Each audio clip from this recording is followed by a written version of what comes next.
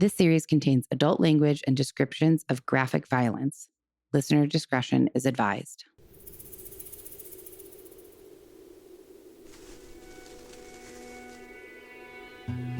Okay, guys, hopefully third time's a charm because I've already started this two times. This is the third time now. I started it in the office where I usually record, and it just felt uncomfortable. And then I also started it without this giant saucer microphone cover thing because this thing annoys me. But then I could hear all the sounds coming out of my mouth and not just the words. And so I thought, I don't want to annoy people too much. This is already going to be an annoying bonus episode. And then the cat was getting in the way. And then the dogs were barking, which they probably will still because it's dinner time. I can't say that too loud. Indiana literally turned around when I said that. She has crazy radar ears. But I am now comfortably in the kitchen and starting again. So I will preface this with, this is not a mini crime episode. So for those of you who dislike me and dislike hearing all of my self-involved chatter, this episode is not for you. However, I do have a mini crime episode written that I am very excited to tell. And so I'm probably going to do that tomorrow. I have a recording with Brandon for his podcast tomorrow. And whenever I finish those recordings, I'm always like pumped up on podcasting and wanting to keep going. So I figure I'll keep going right into a mini crime episode. So yeah, if you're here for the crime, this is not the episode for you.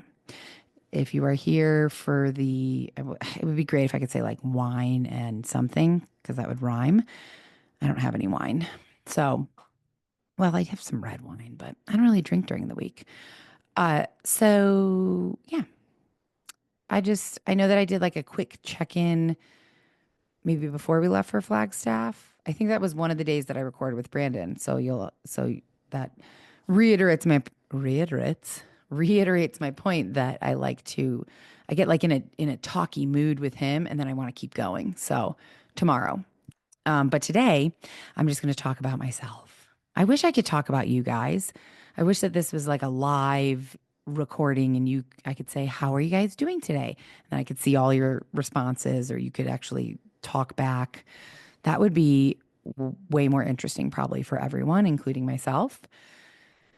But since I can't do that, I am curious how you are and how you guys have been. I've been a little lax on the social media communication, a lot lax, let's be honest. And I've been a lot lax on all the communication except for maybe on Patreon. I haven't really responded to comments on Patreon, but I have continued posting my morning ponderings and walk and talks and all that. It took me a long time to recover from Flagstaff. And I know that sounds ridiculous because Flagstaff is to me, Flagstaff is a very rejuvenating place. It's actually one of my favorite places. It's the place that I felt most at home, even though it's not my home. I lived there for probably 5 or 6 years. So it was temporarily my home, but it's not like I was born there or from there or anything. But it's the one place that has felt more like home to me than anywhere else. No matter who I was, like what friends I had or what I was doing, because there were different phases of life in Flagstaff for me. Phases with my sister, when she lived there with me, or I lived there with her. One of my best friends, Nicole, lived there for a while, but then she graduated and moved. And then I lived there for a while where I didn't know anybody. And I was just completely alone. It was just me and my dog Capone. And then I lived in Greece for a year.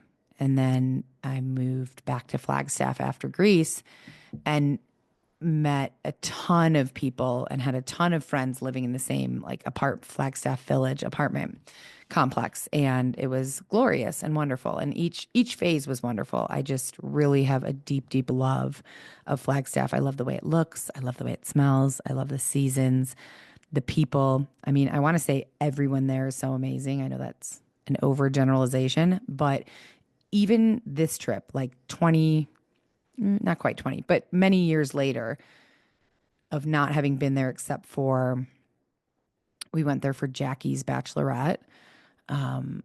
Izzy was still alive, so I brought Izzy with, and it was me and Jenna and Jackie and our and another friend of ours.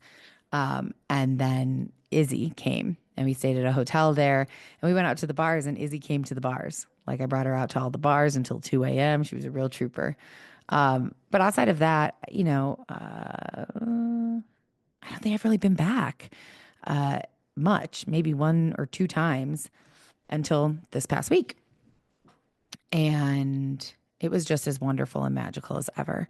It's just a very beautiful place. It's small without being too small because the university's there. Northern Arizona University is there. And I love it's just pine trees and forests. And it's at the top of a mountain. And it's a ski town because there's Snow Bowl right there, like 15 minutes from the heart of Flagstaff. And there's Sedona, about 40 minutes south of Flagstaff. So the hiking and the outdoor activities is unmatched.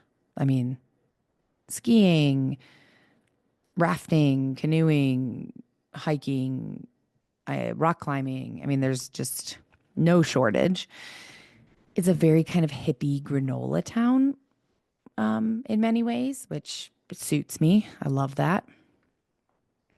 I just feel like everyone's friendly and it's an easy place to be happy. It's just a very happy place. It has an adorable downtown that now has gotten a couple bougie restaurants. It used to be just, like sports bars and pizza places, and it's bougied up a little bit, but I can't recommend it enough. If you live in an area that's close or easy to get to Flagstaff for you, go. It's not the easiest place. I mean, there is an airport, but there's no direct flights into Flagstaff. You're flying to Phoenix and then taking a little puddle jumper plane. But the drive from Phoenix to Flagstaff is beautiful and so enjoyable. And it's so amazing because you're going from Phoenix, which, again, I know we have listeners in Phoenix and I apologize. I love you, but I hate your city. And I mean, Jackie lives there and Nicole live there, and they're two of my best friends. And I hate it. I hate Phoenix. And I don't even like to use that word usually, but that's how strongly I feel about it. I dislike it so much. To me, there are no redeeming qualities to Phoenix, Scottsdale, Glendale, Gilbert, any of it, any of the surrounding parts. It's just a giant highway parking lot in the middle of the desert. And there's no community feeling. You can't see the mountains from a lot of areas. Like Tucson is also in the middle of the desert, but it's beautiful. It's in the valley. It's surrounded by mountains everywhere you look. There's no highway running through the middle of the town. And I'm not trying to compare Tucson and Phoenix because there's no comparison, but I hate Phoenix. And however, it's really interesting to be driving from Phoenix, which is one of the ugliest places I've been, and then get on the 17 and start heading towards Flagstaff. And slowly, slowly, the landscape starts changing. First there's like shrubs, and then there's some bigger bushes, and then there's some small trees. And it just slowly starts going from this like vast, desolate desert to this beautiful pine forest on top of a mountain. I promise this whole episode is not about Flagstaff. I got a little carried away there. But that is just to say that it's a very special place. It's a special place to me, and most people that I know that have been there and spent any time there also love it. So I highly recommend. Mark and I had a great time. We got the coolest little Airbnb. I have to post pictures. I know I say that where's my pen? Hold on. I say that every recording, like, I have to post pictures about this. I really should be posting pictures from the actual episodes, but I really want to post pictures of this Airbnb because it was adorable. Very sweet. Great backyard for the dogs. Right in town. We could walk. We walked downtown from it. And so the first night we got there because traffic in fucking Phoenix is insane. It took us an extra hour because of construction on the freeway and traffic in Phoenix. I curse that place. So we got up there a little bit later, 6-ish, 5, 6, and we immediately had a cocktail. I think we had 2 cocktails. Now, we both kind of forgot that the altitude impacts your ability to drink, at least like the first or second night that you're there and your body's adjusting, because it's at about 8,000 feet elevation, which is 8,000 feet more than we are here in Tucson. And so you get drunk a lot faster. And I haven't been drunk in a long time. Like, I'm not really drinking much these days. So 2 drinks, and I was like, and then we got in the car and went to the grocery store. 2 drinks, Mark was fine. 2 drinks, I was like, we got into Safeway and I was drunk, period. There's no other way to put it. And then I think it like kind of hit Mark a little bit. And so we bought everything because we didn't know, are we going to go out to eat? Are we going to cook? We're here for 3 nights. And so we bought like so much firewood. We bought all different kinds of booze. We both wanted something different for dinner. Anyways, we had a crazy shopping experience. And it was a Sunday that we were there.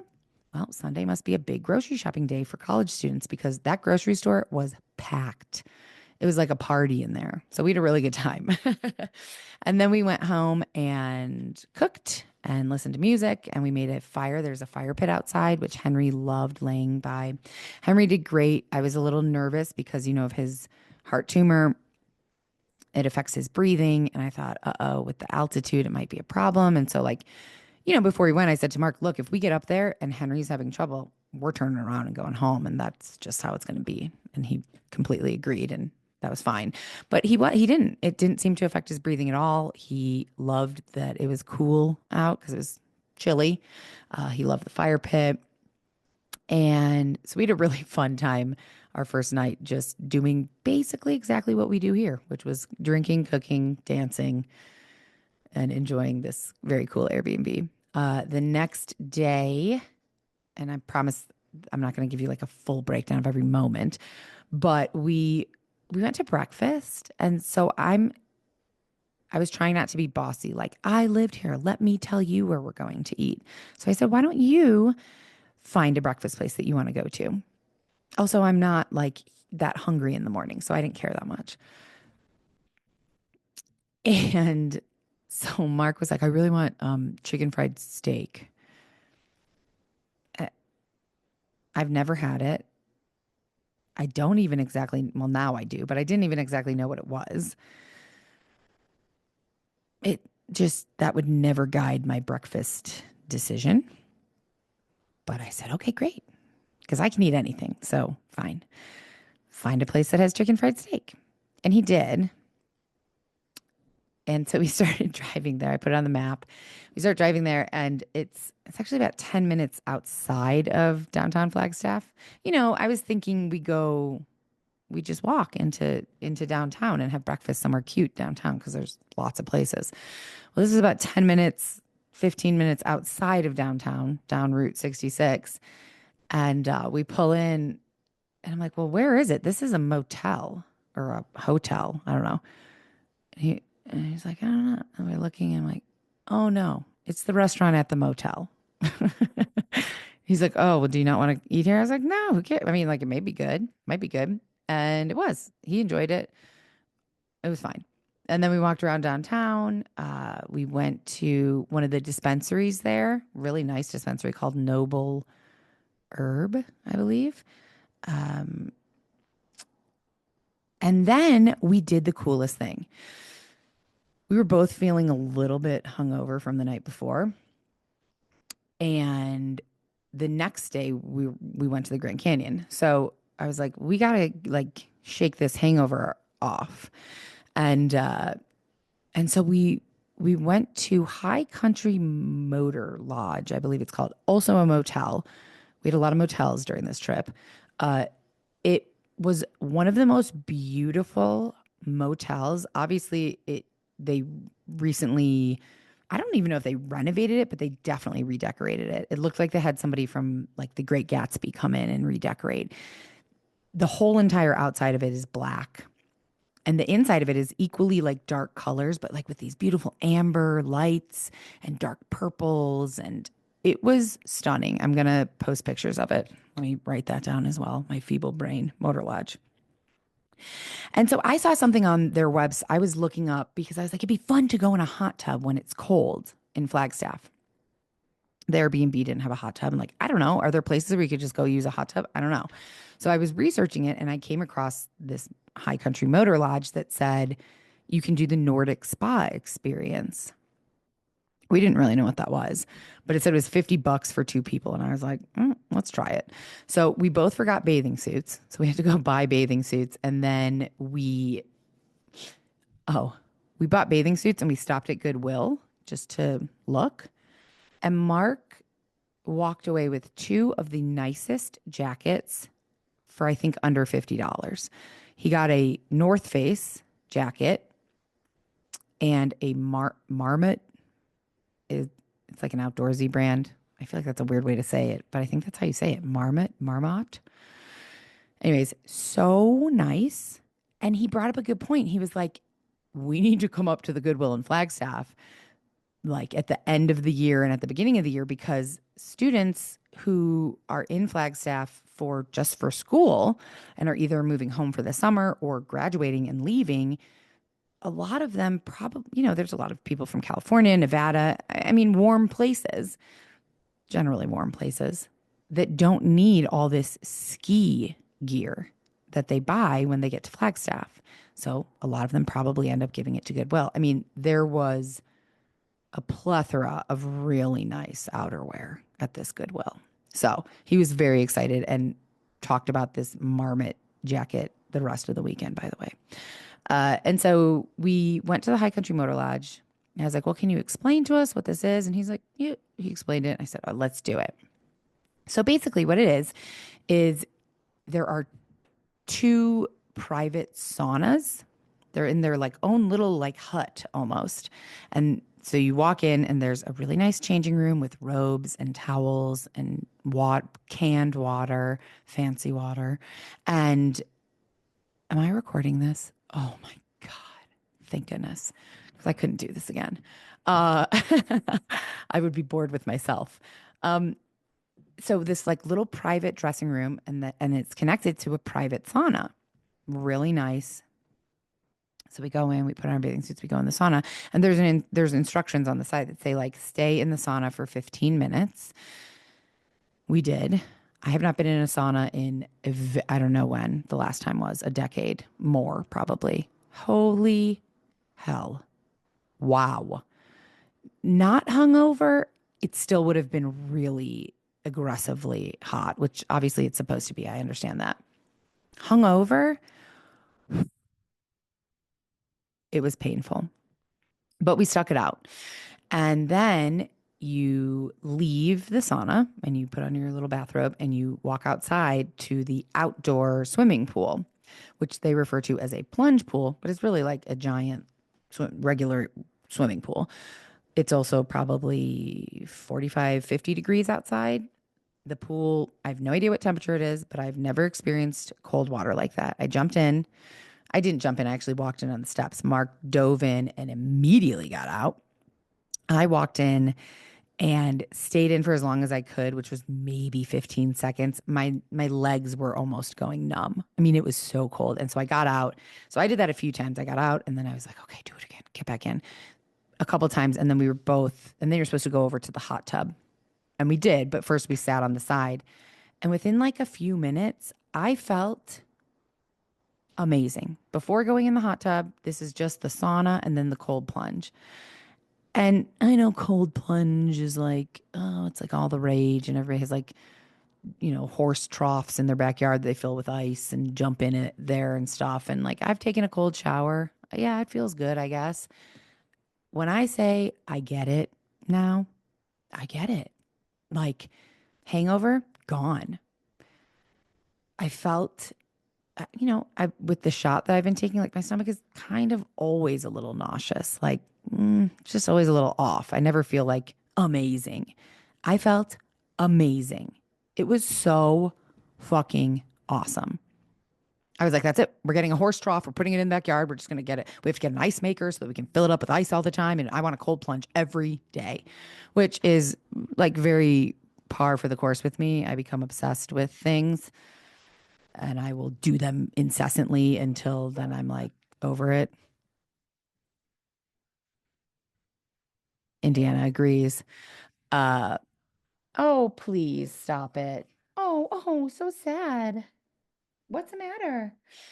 It's dinner time. uh, okay, you want to say hi? Say hi. Hi.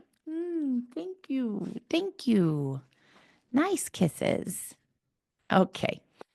Um, anyways, it was great. And then we got in the hot tub. I did not want to get in the hot tub. It was a big hot tub, but there was two other couples in there. And I was just like, I'm not like, I don't like love walking around in my bathing suit. I'm not like, hey, I feel so comfortable and wonderful, you know. And then also, it's a very intimate, like a hot tub, no matter how large it is, it's still small. It's not a swimming pool. Like you sit in it, you're facing these, like they're right there across from us. Mark was like, well, I'm going. Okay, fine. So we took our little fancy canned water and went over and got in. And I need to just always remind myself that like Mark can talk to anyone. And generally so can I, but he really can. I mean, we were like best friends with this Canadian couple. Not really, but we talked to them for a while, learned all about their travels, talked to them about Flagstaff. It was nice.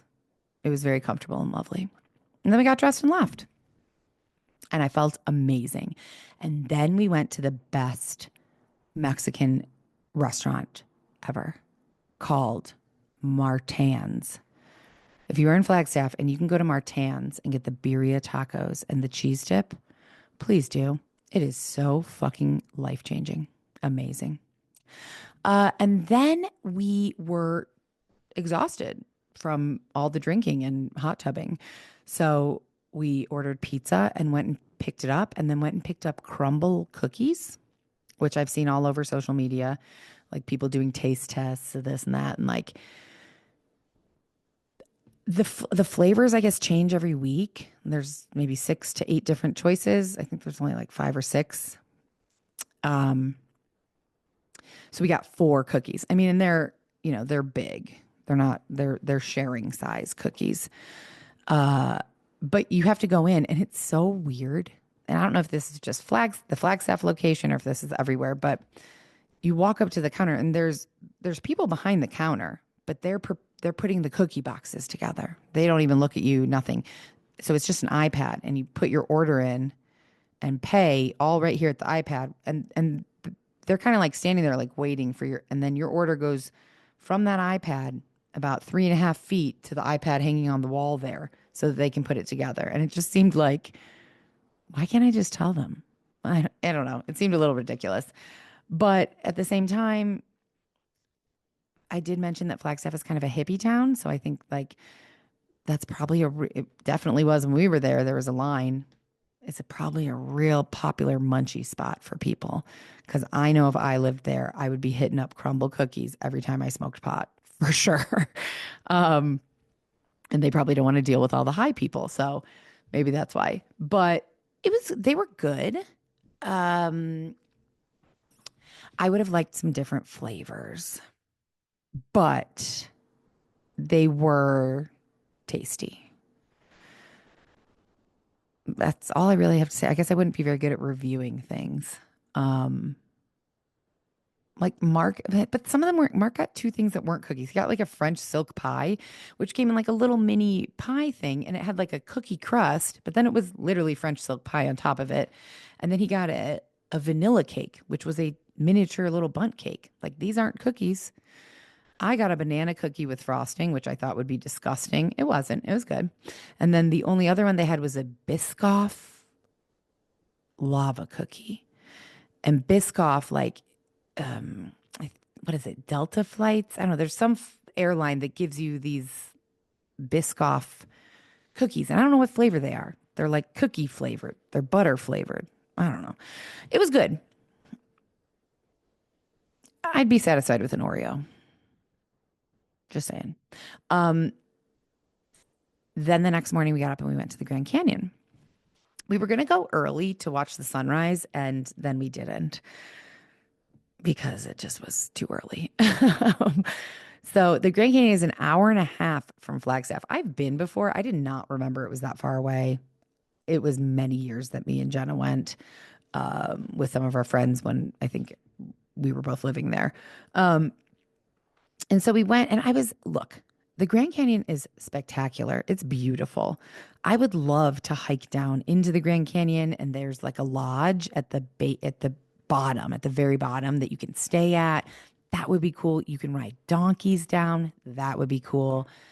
But just to go and kind of like look over the railing and just like, wow, cool. It's beautiful. And that's it. Let's go. Driving an hour and a half seemed like, but Mark has never seen it. And he's lived in Arizona his whole entire 43 years of life. So we had to go.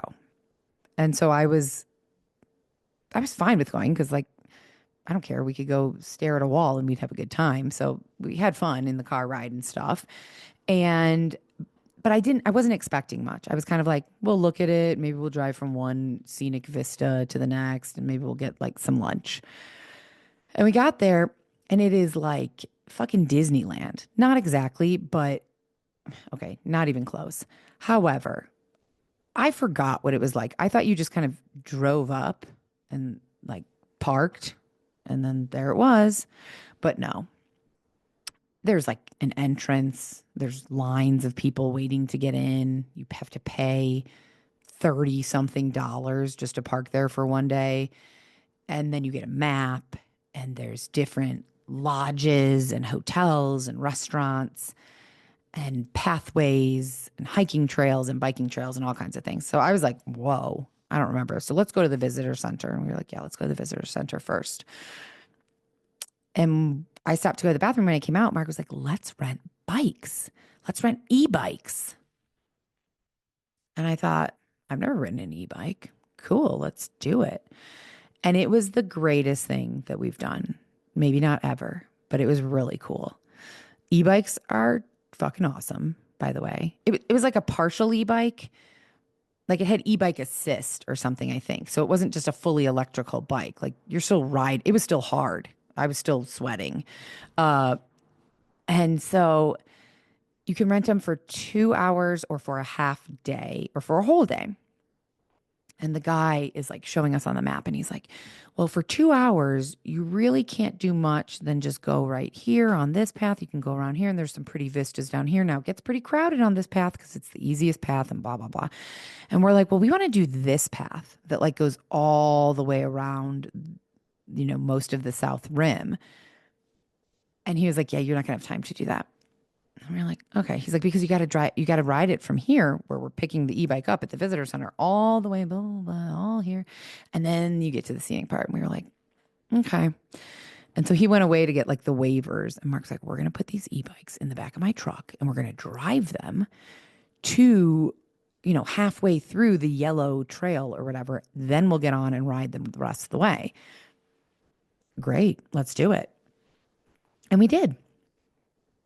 So we had to kind of like he moved his truck so that they couldn't see us, and we were like, okay, bye, thanks so much. And we rode away, and then pulled around to his truck, and we shoved him in the back of his truck and drove and parked, at a reasonable spot where we'd be able to do the rest of it's like a 21-mile ride. We probably drove half of it, maybe a third of it, I don't know, in the car, and then we got out and did the bikes. It was an awesome way to see the Grand Canyon, because really, if you're just going by car to like look at the Grand Canyon, there are pullouts all along the South Rim. And so you pull off, you get out, you look over the railing, you take a picture. Great, cool. Get in your car, drive to the next one, which is, I don't know, 3 to 7 minutes down the road. And that's all there is to do, which like, okay, but once you've seen one scenic vista, do we have to keep going? But on the bike, it was awesome because we were kind of like, oh yeah, we could see the scenic vistas. We're riding by on the bike, and some we pulled over, some we didn't. Uh, but the ride itself is scenic because part of it you go through the woods, and it was just beautiful and it was fun. And we're like you're riding on the side of the road for a good part of it, but there's not that many cars. And I will say that some of the places we stopped and took pictures, again, I will post them. Grand Canyon. Sorry, writing that down. Uh, they were stunning. As much as in my head, I was kind of like, okay, it's a big hole in the ground. Yeah, it's pretty, but like, whatever. It's stunning. It really is. It's breathtaking.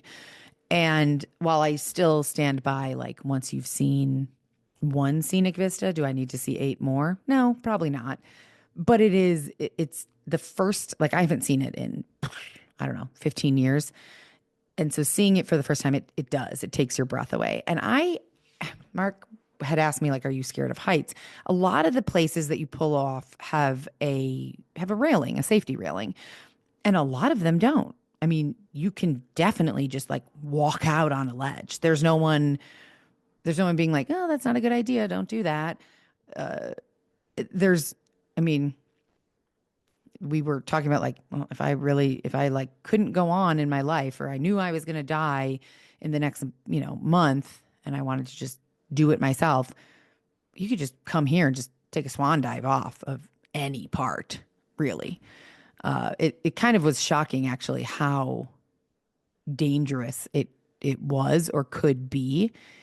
I would never bring small children there unless they were like on my back, because it's just there's so many opportunities to walk straight out onto like a ledge and bye. Uh, where was I going before that? I don't remember. The biking. I don't know. It was cool. It was really beautiful. It was really fun. Loved an e-assist bike. And so when you're driving up to Flagstaff, there's road signs on the side of the road. Shocker, I know. That say, elk for the next 10 miles, 15 miles, whatever. And elk are common in Flagstaff. Well, the whole time I lived there, I never once saw an elk. And I went walking in the woods almost every single day, sometimes twice a day. Never once saw an elk. And so seeing those signs reminded me, like, oh, I've never seen an elk and I really want to. I was like, I really hope we see one on this trip. I thought, well, we're not like going hiking. I'm definitely not going to. And then I had to preface it when we were driving. I was like, I really want to see one not like coming through our windshield, because that does happen.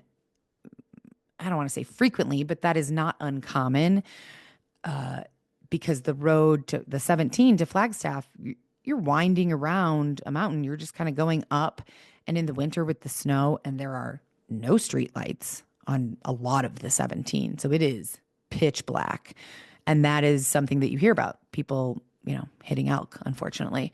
And very unfortunately, often the people die. I mean, elk are big. So we made it all the way to the end of the trail, and we turned around. We were coming back, and I exercise. Mark does not. So I was like, all right, slowpoke, like, I'm gonna take the lead here. I can bike ride you into the dust. And so we were racing a little bit, and all of a sudden I like screeched to a stop in the middle of the road. And he was a ways behind me, but I heard him like, what? What? And he's like, comes up behind me, and he said, and that's why I wish that he was here to tell this himself, but he said, like, in his head, he was like, why the fuck is she stopping? We got to get back. Like, let's keep moving. But I stopped because literally an arm's length from me, like we're riding on the side of the road, on the little white line on the side of the road. There's an elk right there. Just, I could have touched it. I wanted to, but I didn't want to scare it. And then I noticed, oh no, it's not one elk. It's like seven. And they were all just eating foliage or whatever. But they're so close to the road. Sorry, I know that S just was sharp in the microphone. They were so close to that road. So I took a video. Of course, I was so excited. I didn't manage to get any good photos, but I did take like a 20-second video. And in the video, all you can hear is me being like, why are you so close to the road? Come on, elk, move, move. Like I sound like a moron. But it was really cool. It was really cool.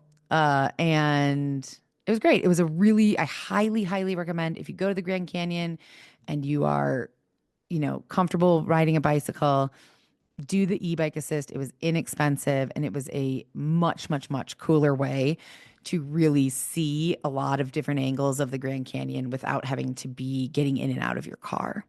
Um, so yeah, it was awesome. And then that night we went to it was the only night we went out to eat, and we ended up really not going out to eat because we went to there. We both had a restaurant we wanted to try. Both of them were like new, slightly bougie restaurants. Uh, and so I said, well, let's go to the one I want to go to for like appetizers and cocktails, and then we'll go to yours for dinner.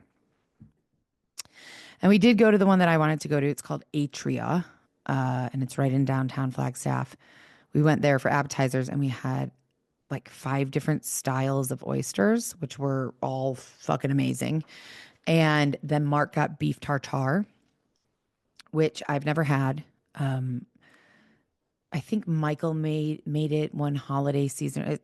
No, not for me. I love tuna tartare. I love raw fish. For whatever reason, I just cannot get behind eating raw beef. But he ordered it because he really wanted me to try it. And I said, okay. And I was picturing like, I've seen beef carpaccio before, where it's so, God, those S's are really rough in this microphone. I apologize. But where it's so thinly sliced, kind of like a tuna carpaccio, I guess. I could see that. That would be more palatable to me. And Mark did say that this is not typically how they serve beef tartare. It was like a giant, thick piece of sourdough bread with a pile of beef tartare, chopped beef tartare on top of it. It looked like uncooked ground beef, kind of, but it wasn't a little. It was like 2 inches thick of beef tartare.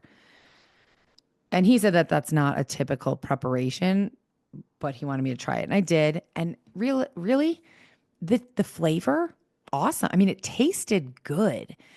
I just can't get past in my head that it's raw beef. I just couldn't do it.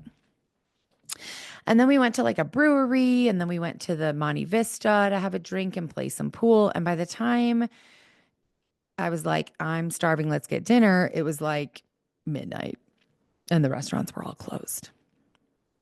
So we went home and had a leftover pizza. And then we left the next day. And it was great. It was a really lovely trip. I didn't plan on going so into detail about the whole trip, so sorry if that was kind of boring. I actually had like a whole list of things I really did want to talk about. I spent my day today dealing with, well, I spent a good part of my day today in like a Reddit hole. And I've never been a Redditor. Like I'm obviously aware of it. Sometimes when I'm looking something up, a Reddit thread will pop up or whatever, but I've never really dove deep into any kind of Reddit. I've never like posted on Reddit. And I saw my doctor on Friday, and she basically was like, yeah, you've lost, I mean, since June, I've lost 30 pounds, but I have to be at a healthy weight. I still have 40 more to go. And I saw her in October, and she was like, yeah, nothing's really, you really haven't lost. I mean, I've lost maybe 10 pounds since October, which should not be the case. It's not like I don't have any more weight to lose. I do. And I'm still taking this semaglutide shot from Hims and Hers, and going broke trying to do it. Like, Mark's having to help me with it. All my dog walking money is going to it. I can't afford to be doing this if it's not working. And it's not. And I kind of just thought maybe I hit a plateau, like, okay, or it's just slower. And she was like, no. She's like, you know, that semaglutide, which is the same as Ozempic and Wegovy, they're designed to help people lose up to about 30 pounds. And some people, sure, lose more. Some people lose less. But that's about what they're for. And she was like, and if you're not at a 3-month plateau, like it's not working for you anymore. And I'm at the highest dose. Great. Because I just saved and used every last penny that I could scrounge together with Mark's help to get 3 months worth of it last month.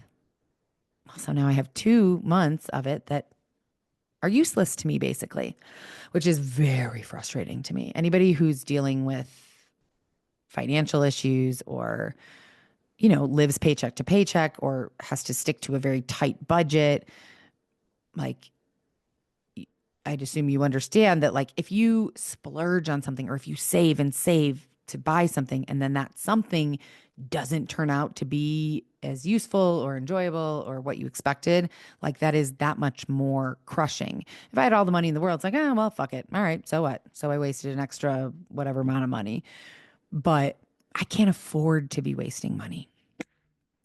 So my doctor said she would call me in a prescription. This is probably too much information, but I'm going with it. She said she'd call me in a prescription to a compounding pharmacy in Phoenix for tirzepatide, which is the compounded generic version of Mounjaro and Zepbound. They are a little bit different than semaglutide. They're a little different than Ozempic. They're supposed to work a little bit better. People can lose up to, like, I don't know, 60, 70 pounds, something like that, pretty easily. I was like, okay, great. Let's do it. I will sell my kidney. I will do whatever I have to do to figure out how to pay for this.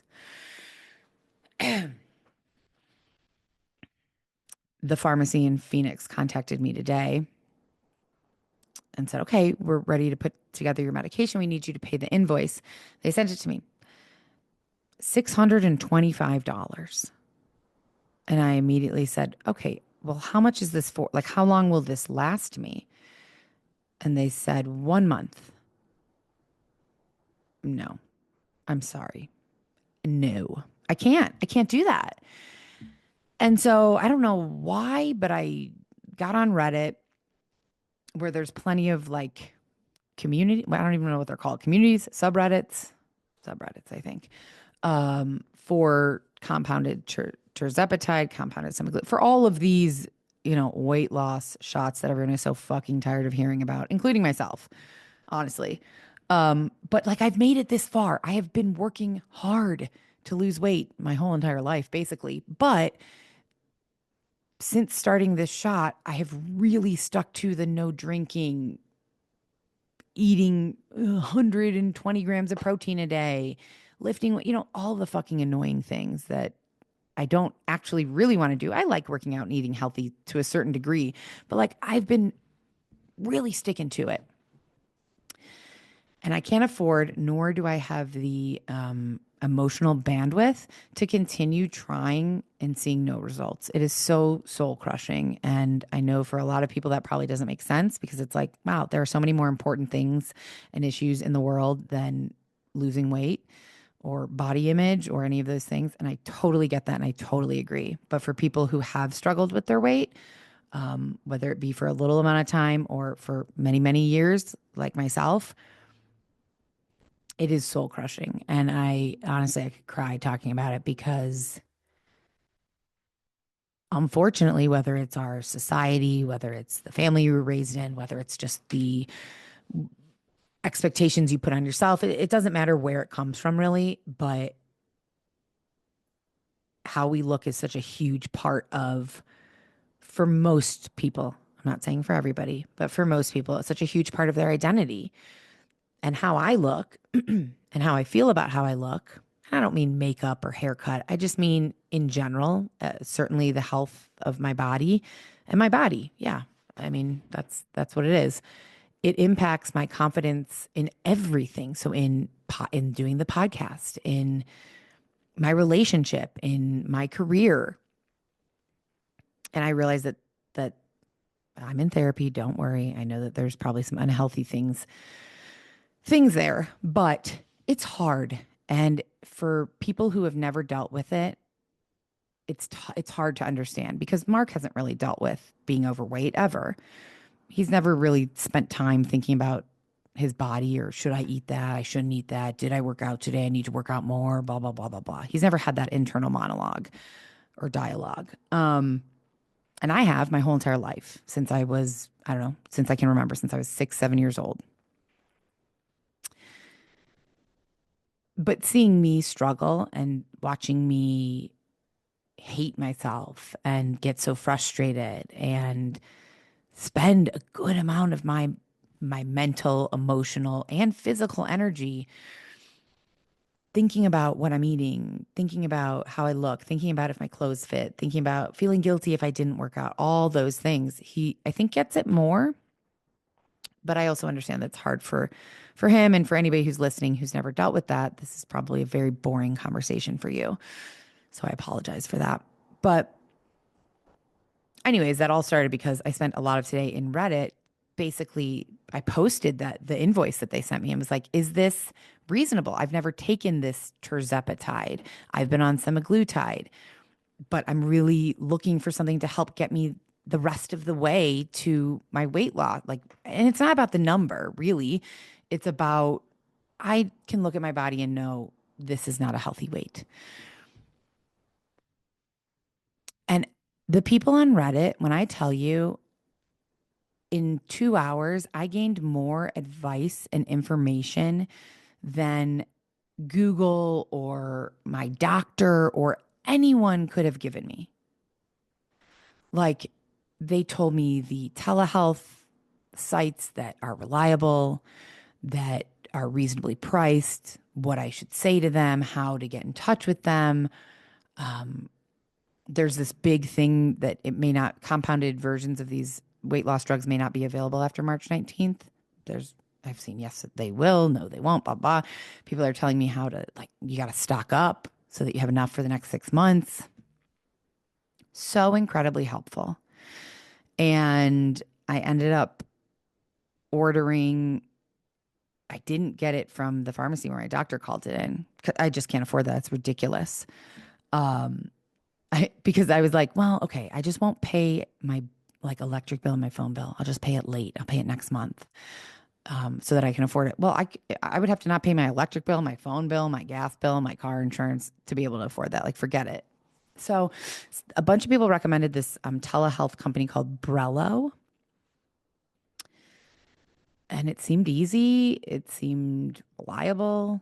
It was for 3 months, it was like $400, which is a significant price difference. 1 month for 625. Anyways, I know it's crass to talk about money and probably also to talk about weight loss, but this is what's going on in my life. And I want to be honest about it because maybe there's other people out there who are dealing with these weight loss shots or considering taking them or whatever. And I just want to share my experience in case it's helpful to anybody else.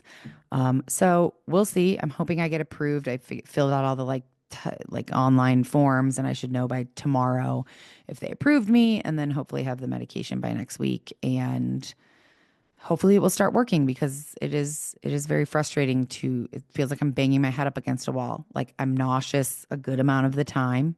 It definitely makes me tired, the semaglutide shot. And for what? It's not doing anything anymore. So that's fucking irritating. So there you go. Flagstaff and weight loss. That was the gist of this. I have some, oh, I got it. I got a voicemail from a private investigator. And at first I was scared. I don't know why, but I was like, uh-oh, who's looking into me? Like, what's happening? But then I read her voicemail and she had heard episode, oh, I can't remember. Well, let's see. I have it. Hold on. Oops, sorry. Just bumped the mic cover into the mic. So, oh my gosh, I haven't checked these in so long. I got a message that said, make sure you check out the moon tonight. That was back in January 14th. Human GPS. I have so many messages from you, and I have been reading them. I just haven't responded. So this private investigator says she left me a message saying that she listened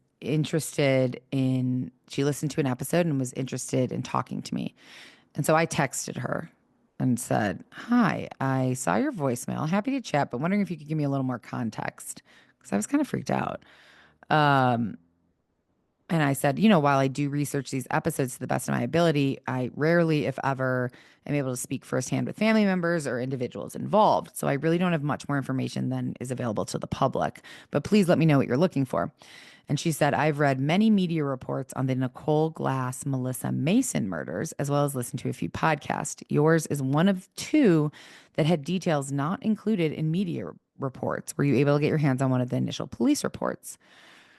And I told her I had to go back to my notes and look. And in my notes, like, no, sometimes I am. Sometimes I am able to find official police reports because other people have requested them via like a Freedom of Information Act. But for this one, I didn't. I was able to find something called a FOIA log. So Freedom of Information Act log. It's very long. I don't know if there was any helpful information. I couldn't remember if I'd actually used it in the episode or not. But I told her and she said, great, can you email it to me? And I did. I don't know if it'll help her or not, but I hope it does. I mean, the family, I think she said in her voicemail that the family has hired her. The family of one of those girls hired her to continue looking into this case. So I would be so happy if something that I came across on the internet was able to help her and she could get the family some answers. That's probably a really like long shot, but think positive, right? And then I saw a comment on YouTube on episode 57, which was a long time ago. It was an episode about Diana Shawcroft and Jennifer Luth. And the woman who,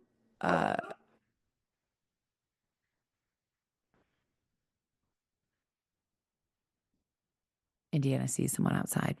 The woman who commented said that Diana was her aunt and that she's so she actually this really made my day because I know I've talked about on here that sometimes I feel like an asshole doing these true crime episodes. Like if I'm being completely honest, if my mom was murdered or my aunt was murdered, Indiana, enough.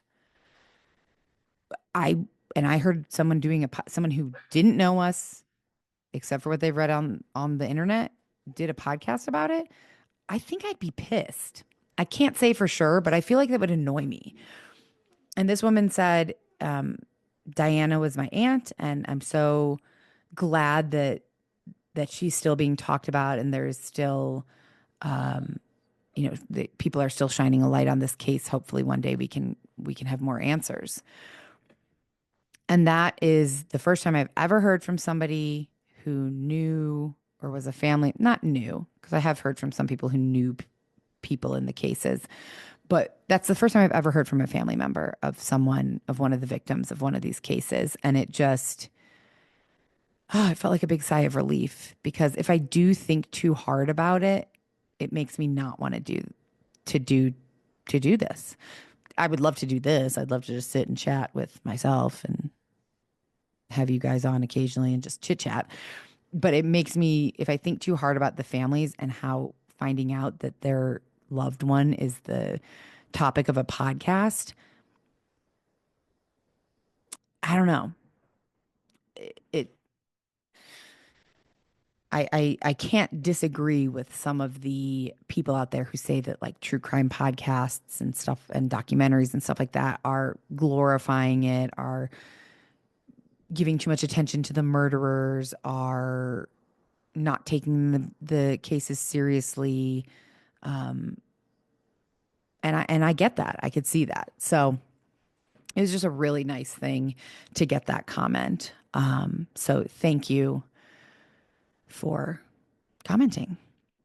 I have a bunch of more things to talk about, but I'm starving. The dogs are starving, and I feel like I've been on here for about an hour. I did not plan to talk about Flagstaff for so long. I apologize if that was boring. And yeah, I have more. I have a few other things, but we'll do it tomorrow. I'll do the mini crime story and do catch up on some of these other things. Yeah. Okay. Thank you for listening. If you listened, thank you for always listening. If you always listen, and I hope everyone is doing well, having a good week. It's almost the weekend. It's almost daylight savings time, which I hate because then I'm 3 hour time difference from Jim in Florida, which is annoying. So I'll leave you with that little annoying bitching fest of mine. And yeah, thank you guys for always supporting me and letting me be me. I appreciate it. And I will talk to you guys tomorrow. I hope you have a beautiful night. Ooh, if anybody is looking for something to watch, here are my recommendations for right now. Paradise on Hulu. Oh, so good. That's actually it. I'm just going to leave you with Paradise on Hulu because I love it so much. Okay, guys. Talk to you tomorrow. Love you. Bye.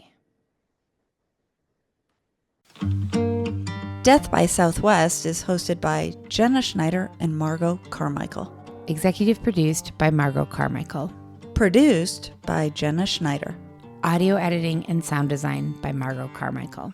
Music by Soundstripe. And a special thanks to Edward R. Murrow for letting us borrow his famous sign-off phrase, good night and good luck.